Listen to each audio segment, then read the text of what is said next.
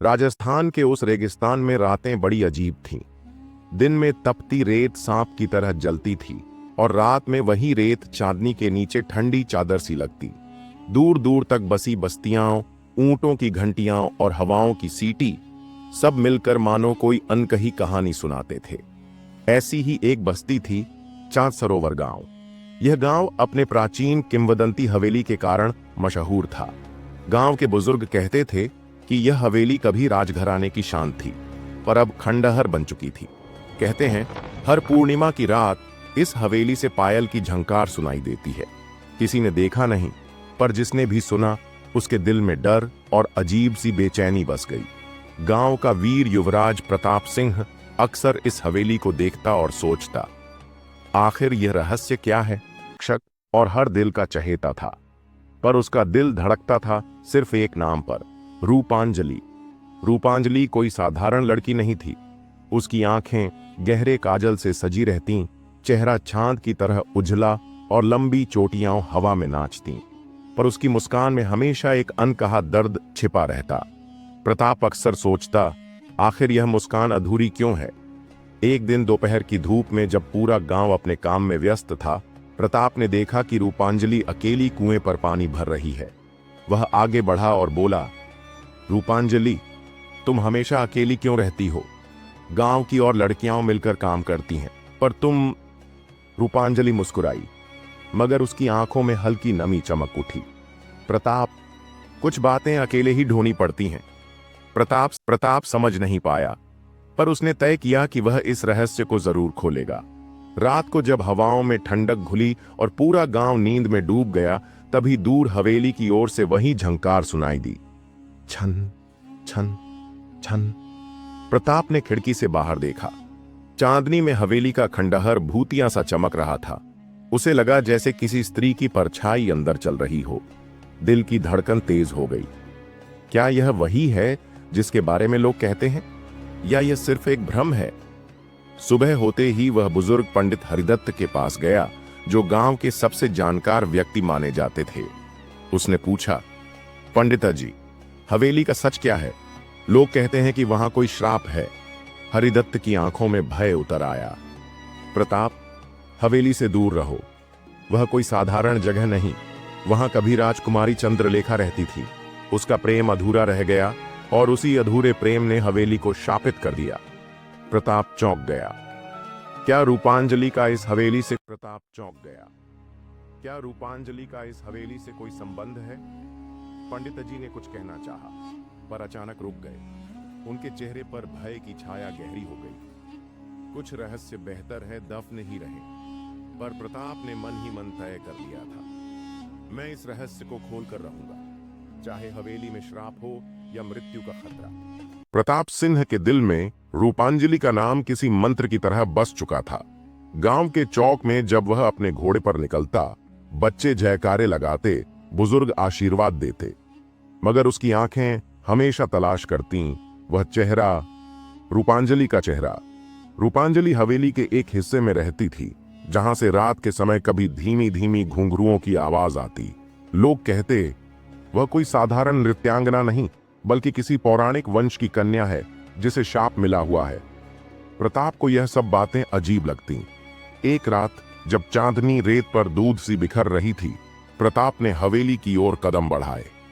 हवेली के ऊंचे दरवाजे पर उखड़ी हुई नक्काशी थी, वीर राजपूतों की लड़ाइयों की तस्वीरें, देवी देवताओं की मूर्तियां, और बीच में अचानक हवेली के भीतर से वीणा की ध्वनि सुनाई दी।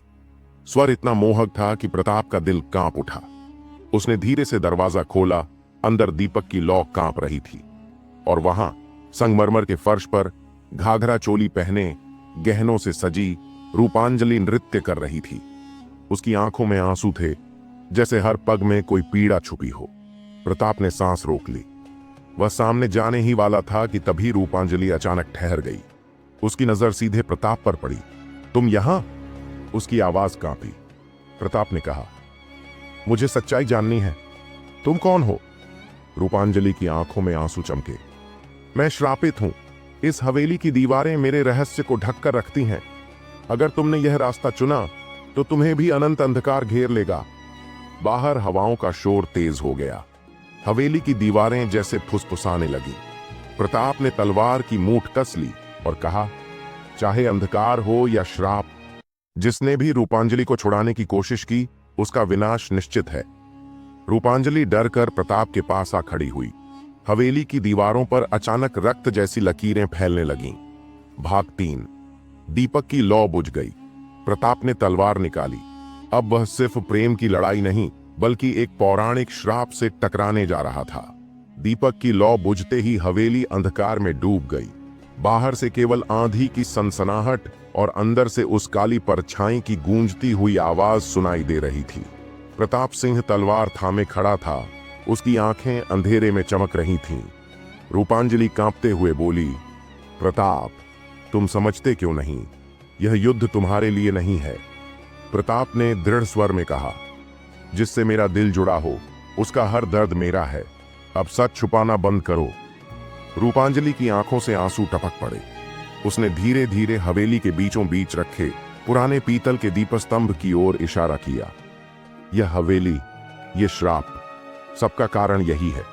प्रताप ने देखा, दीपस्तंभ पर वहीं तीसरी आंख का चिन्ह बना था और उसके चारों ओर मंत्र खुदे हुए थे। रूपांजलि बोली, सदियों पहले इस गांव पर काला केशरी दानव का आतंक था।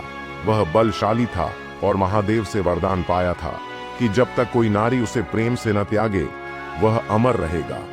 देवताओं ने योजना बनाई और मेरे पूर्वजों में से एक कन्या को उसके पास भेजा। उसने दानव को छल कर बांध दिया, लेकिन दानव ने मरने से पहले श्राप दिया, तेरे वंश की हर कन्या इस हवेली में कैद रहेगी। यदि कोई पुरुष उसे मुक्त करने का प्रयास करेगा तो उसकी आत्मा मेरी होगी। प्रताप के सीने में आग जल उठी। तो यही तुम्हारा दुख है? यही कारण है कि तुम अकेली हो? रूपांजलि सिर झुक उठी। तो यही तुम्हारा दुख है? यही कारण है कि तुम अकेली हो? रूपांजलि सिर झुकाकर बोली, हां, मैं इस हवेली की आखिरी कन्या हूं।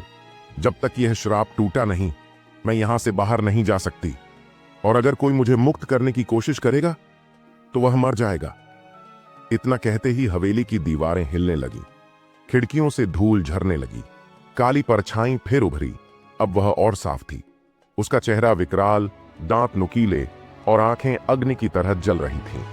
दानव गर्जा, प्रताप, तू सोचता है तू मुझे चुनौती दे सकता है? तेरी नसों में इंसानी खून है और मैं अनंत अंधकार का स्वामी हूं।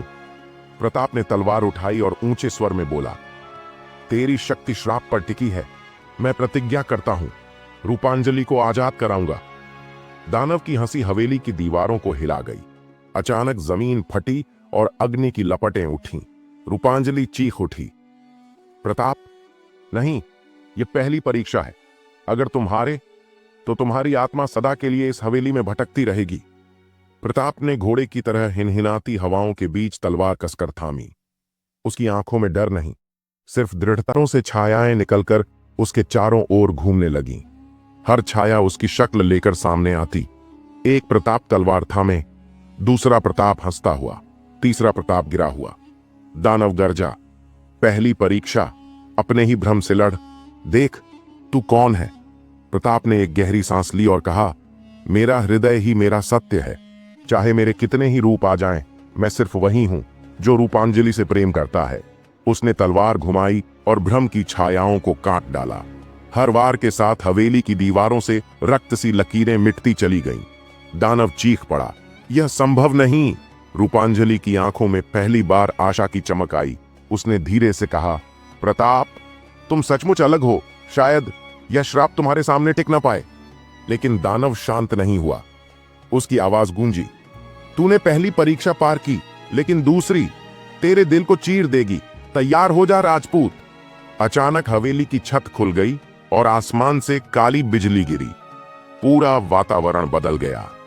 प्रताप और रूपांजलि अब एक ऐसे आंगन में खड़े थे जहां चारों ओर जलते हुए दीपक थे और बीचों बीच एक प्राचीन शिवलिंग।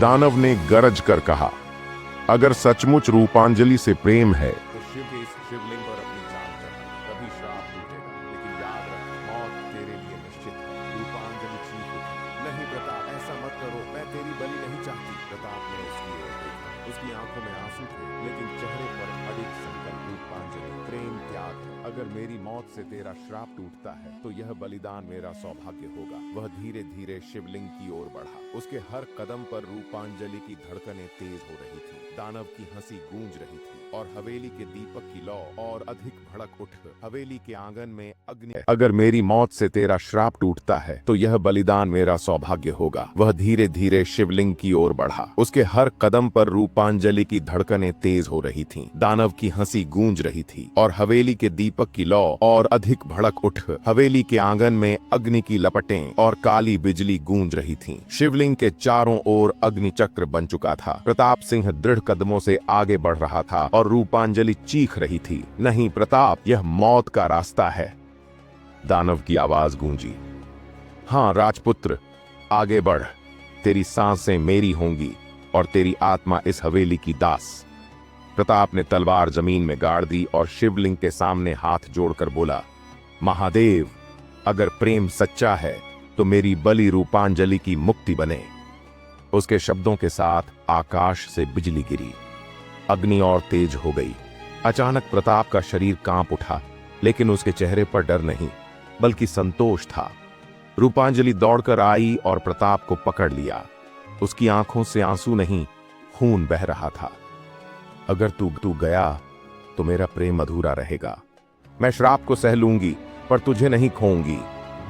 तभी हवेली की दीवारें चीखने लगीं। दानव का विकराल रूप सामने आया। उसकी लंबी बाहें, दांत खून से सने और आंखें अंगारों की तरह जल रही थीं। वह गर्जा, काफी हुआ, अब दोनों मेरी आत्माएं बनोगे। दानव ने हाथ उठाया और काली लपटें प्रताप और रूपांजलि की ओर बढ़ीं। प्रताप ने अपनी आखिरी शक्ति से तलवार खींची और सीधा दानव की ओर दौड़ा। दोनों के बीच टकराव हुआ। एक तरफ नर्क की शक्ति, दूसरी तरफ प्रेम की आस्था। टकराते ही जमीन फट गई। हवेली के स्तंभ ढह गए। अचानक शिवलिंग से प्रकाश फूटा। तेज रोशनी में महादेव की त्रिशूल जैसी छाया उभरी। प्रकाश ने दानव को घेर लिया। उसकी चीखें आकाश फाड़ने लगी। रूपांजलि ने प्रताप को गले लगाया और बोली, ने खुद को नहीं दिया प्रताप, तूने हमें महादेव को समर्पित कर दिया। दानव राख बनकर हवेली की जमीन में समा गया। हवेली की दीवारें टूटकर रेत में बिखर गईं। रूपांजलि की देह से बंधी अदृश्य जंजीरें टूट गईं। उसकी आंखों से आंसू की जगह मुस्कान झलक पड़ी। वह फुसफुसाई, श्राप टूट गया। लेकिन प्रताप भूमि पर गिर पड़ा। उसका शरीर शांत था। रूपांजलि चीख उठी, प्रताप! तभी शिवलिंग से वही दिव्य प्रकाश निकला। प्रताप का शरीर उस रोशनी से नहाने लगा।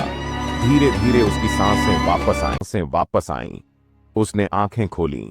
रूपांजलि ने कांपते हाथों से उसका चेहरा थामा। तूने मौत को हराया प्रताप। प्रताप मुस्कुराया, नहीं, हमने प्रेम से मौत को हराया। आसमान साफ हो गया। हवेली जो सदियों से शापित थी, अब रेत में ध्वस्त हो चुकी थी। गांव में पहली बार सूर्योदय की रोशनी खिली और वहीं प्रताप और रूपांजलि ने हाथ पकड़कर प्रण लिया, अब हमारा प्रेम किसी श्राप, किसी अंधकार से नहीं रुकेगा।